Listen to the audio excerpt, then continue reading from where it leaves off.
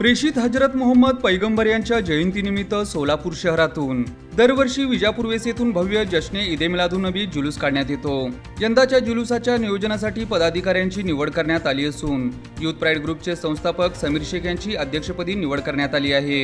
यंदाचा जुलूस अधिक शिस्तबद्ध, भव्य आणि उत्साहपूर्ण करण्याच्या उद्देशाने विविध पदाधिकाऱ्यांवर महत्त्वाच्या जबाबदाऱ्या सोपवण्यात आल्या आहेत। उपाध्यक्षपदी पीर अहमद शेख, ताजुद्दीन हत्तुरे आणि सईद नायकवाडी, तर कार्याध्यक्षपदी राजू हुंडेकर यांची निवड करण्यात आली।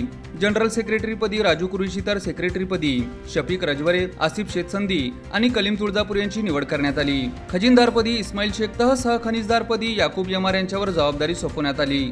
जुलूसाच्या नियोजनासाठी मिरवणूक प्रमुख म्हणून सोहेल कुरेश यांची निवड करण्यात आली। समितीच्या सदस्यपदी कादर भागानगरी, सलीम पामा आणि तौसिफ शेख यांची निवड झाली। मोहल्ला व वाहन सजावटीची महत्त्वाची जबाबदारी अशफाक बागवान यांच्यावर सोपवण्यात आली आहे। त्यांच्या समितीत मुन्ना वळसंकर, बाबा बडेपीर आणि आयाजिना यांचा समावेश करण्यात आला आहे। या निवडीवेळी विश्वस्त UN बेरिया, वाहिद नदाफ, आरिफ शेख, मतीन बागवान, शकील मौलवी, हाजी तौफिक हत्तुरे, अखलाक दिना आणि जमीर पुडारी यांच्यासह अनेक मान्यवर उपस्थित होते।